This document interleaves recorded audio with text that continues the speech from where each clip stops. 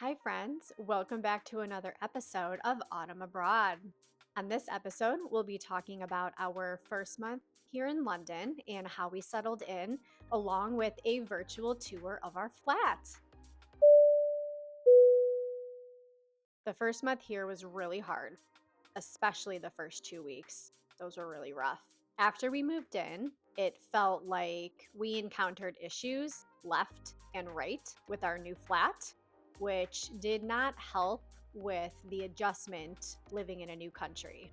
What we quickly realized is the flat that we rented was not being taken care of to the extent that we thought. And so everything looked nice on the outside. The kitchen looked like it had nice finishes. It looked like it was in pretty good condition. But underneath all of that, there were many things that were just not taken care of. And I don't necessarily put that on the landlord because the landlord is not the one living here. I blame the past tenants who were having a lot of short lets here. So for 1 month at a time or 2 months at a time. And I feel like when you are in a flat for that short of time, you don't necessarily care about the residence itself. And so I think some things just went undetected, and I don't know for how long, but I think there weren't issues reported so they could be fixed appropriately. I think they were just overlooked, and I think the past tenants just sort of dealt with them for the month or two that they lived here. So, with that said, us coming in, being a family living here for 10 to 12 months, those little nuisances had to be fixed. And some of them weren't little at all, they were big things, which is surprising that nobody has caught them before, or maybe they did notice them and they just didn't care to fix them, which is even more surprising. So, an example of this is the hose underneath our kitchen sink. The hose that runs from the kitchen sink plumbing into the dishwasher plumbing was apparently put on upside down. So every time we ran the tap water to do dishes or wash our hands, all that liquid would back up into the dishwasher. And then, say within 30, 60 minutes or so, all of a sudden the bottom of the dishwasher is full of water. And when you open it, it decides to just pool out onto the floor. So we had 3 different plumbers come out to try to fix this. And on the third time, that's when we discovered that the hose was on upside down. This entire time, we thought the dishwasher was broken or maybe the washer was broken, but nobody came in and pulled out those appliances to really see if there was anything wrong with them on the back end. So for us, we stopped using the washer temporarily because we thought the washing machine was broken. Found out that's not the problem, it was the dishwasher, so we stopped using the dishwasher. When in reality, it kept filling up with water because we kept using the kitchen sink. I broke our heat the first night or two being here. I couldn't figure out how to get the thermostat to work, so my brain automatically said, let's reset it. So resetting the thermostat means that you disconnected the transmitter from responding to the thermostat, and we found out the transmitter is in a wall. So we had to have somebody come out and open up the wall to fix the transmitter so it can read from the thermostat. So when that guy came out, he then taught us how to use the thermostat properly. And he taught us about radiator heating and about our water heater. So that was extremely educational, and I'm sorry it had to get to that point. When I broke the heat, it was so cold in here that I was wearing my winter jacket around because it was December and it was the middle of winter. In our flat, there is a phone on one of the walls on the second floor, and it's supposed to be so you can communicate with somebody when they're buzzing at our gate. Well, it doesn't work. You pick up the phone, you can't hear anybody on the other end. There is a button on the phone to buzz people in, but apparently a repairman has recently told us that there is no functionality for the gate to even be buzzable. There's no electricity hooked up to it. So when there's somebody at our front gate, they can buzz our unit, and we do hear a ring from that telephone, but we can't pick it up and answer and communicate with the individual at the gate, nor can we buzz them in. So every time somebody buzzes our unit and they're at the gate with a package, or maybe they're a guest, we have to hustle down 2 to 3 flights of stairs, put our shoes on, run out the front door, run through the courtyard, and get to the gate all before that person leaves. Definitely a nuisance, but guess we're getting our steps in. There have been quite a few days where we are hustling downstairs 5 or 6 times, and it's quite a workout, and it's really annoying, to be honest. All the lights in our courtyard also don't work. We had a repairman come out to take a look at them, and he said most of them are probably just burnt out bulbs. But it's just that mentality of we're not the only building in this area. There's about 3 or 4 others, and it doesn't sound like they have HOAs. The owners are not taking care of the property as a group. The courtyard itself being dark, it's just a safety thing at night. When I come in from letting the dog out, it's completely dark in front of our front door. One of our neighbors next to us, they do have a bright censored light that they hooked up to their front door. So that certainly adds light when you walk by. But if they didn't have that, there's no other light in the courtyard. And at night, it's absolutely pitch black. Something fun we've discovered is that they have stray cats in London, and the cats like to come into our courtyard at night and they like to leave little poops. So there have been quite a few mornings where we walk outside and we just step in cat poop. The gate also in the courtyard sometimes gets stuck if it slams shut too hard.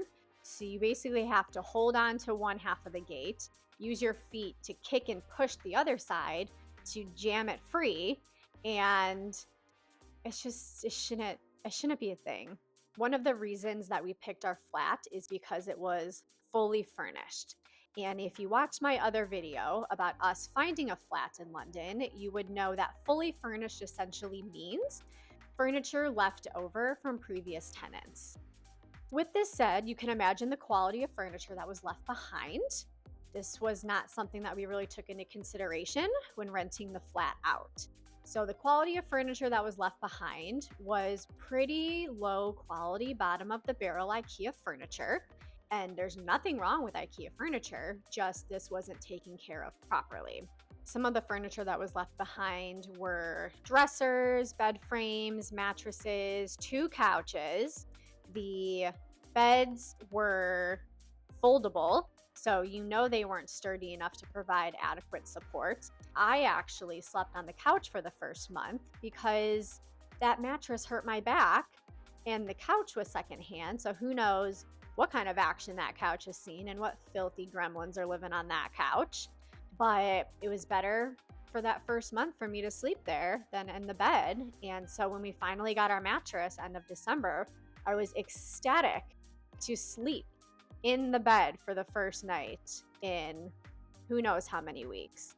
The couches, specifically the sofa bed, had stains all over it. We ended up actually paying somebody to come pick it up because we just needed it out of here. We wanted room for a TV stand and a TV and maybe an extra chair, and it didn't fit the space and certainly felt like a college living room. We asked the landlord if we could replace some of the furniture, and they basically said you can, but it has to be a 1-to-1 ratio. So if you get rid of a bed frame, you have to replace it with a bed frame. If you get rid of a chair, you have to replace it with the chair. And so once we move out of here, we have to decide, are we keeping certain items behind and then we'll buy new again? Or are we taking our furniture that we've bought with us and then getting something secondhand that's about the same quality that was left here? So that's certainly a decision we have to make. The reason that we decided to rent out a fully furnished flat is we weren't sure if we're staying long term. And so it didn't make sense for us to move to a foreign country, buy all new furniture, stay for a year or two, and then move back to Chicago. Just seemed like a waste of money. But funny enough, we ended up replacing almost all the furniture, which was exactly the opposite of what we wanted to do. So we ended up spending more money after we moved in here in order to make this place feel homey and to make it enjoyable to live in. When we first moved in, it certainly felt like an Airbnb, and we didn't want to keep that vibe the entire time because then you have that temporary mentality of we're just on vacation, we're just staying here short term, and you're not really investing your time and your life in this place, which is not going to give you the results that you're looking for to decide if you want to stay long term or not. The good news is, after all the maintenance people that came out, after all the repairs, after all the furniture swapping, we finally made this place a home. And I will miss it to an extent when we leave, but I definitely don't think this is where we'd like to stay long term. Something we noticed in the winter is that with a maisonette, the first level mudroom doesn't have any heat. There's no radiator down there. So basically, in the winter time, it's freezing on the first floor. You walk upstairs to the second floor, it's about 5 degrees warmer. And then you walk upstairs to the top floor, and it's 5 degrees warmer.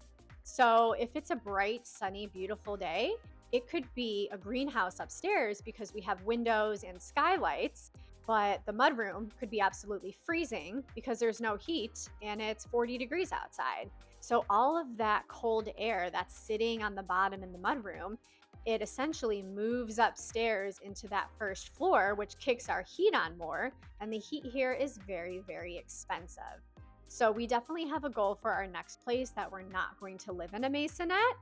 I don't mind if it's multiple levels, but I definitely want to be able to walk into the front door into our living space so we can adequately heat the place without having dead air spots per se. But what I've learned so far through this experience is that no matter where we live, we will always make it a home.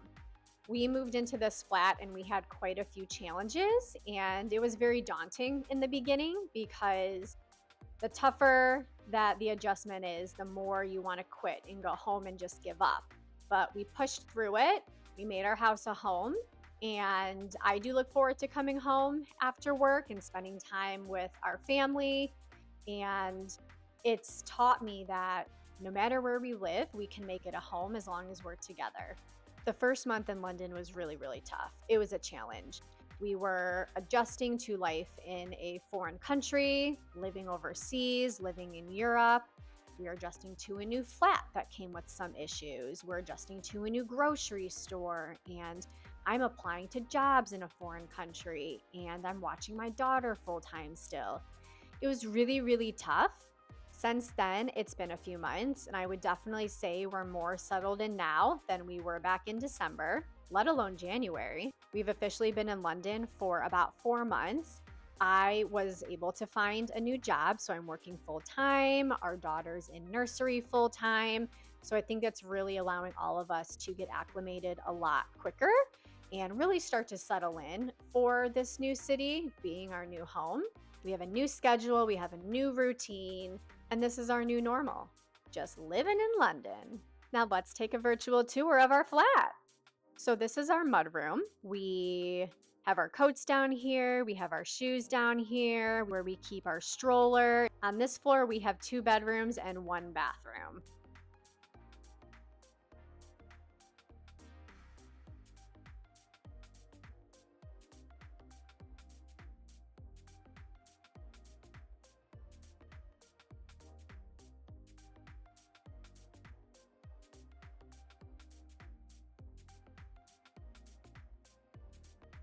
And then on the second floor, we have our living space, our dining area, and our kitchen. So something you might notice is all of our appliances are essentially built into the cabinetry. So first glance, they look like it could just be a cabinet, but when you open it, it's the fridge. You open this cabinet, it's the freezer. Open this cabinet, it's the washing machine. Open this cabinet, it's the dishwasher. So it definitely made it confusing when we first were looking at flats, because looking at photos online, you don't automatically know that there's a dishwasher or a washing machine. And so we were questioning every single flat looking at the listing. After we moved in here and we saw how everything's built into the cabinetry, it certainly made more sense. You'll notice our flat has huge elevated loft upstairs, and it's great for natural light. We have 2 windows on each side.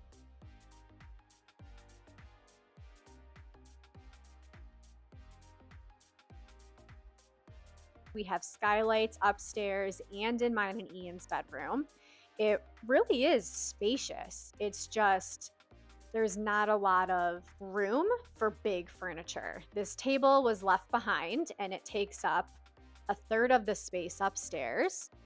The TV stand is where that sofa bed was that I mentioned. So we got rid of that. And a lot of the furniture we actually got secondhand. So the blue chair, my husband found at a secondhand furniture shop. The coffee table, my husband found on Facebook Marketplace. The lamp upstairs, my husband also got on Facebook Marketplace. We were certainly trying to save money where we could, but still get the same aesthetic and quality that we were expecting. My husband and I both work from home. I'm hybrid, he is full time work from home.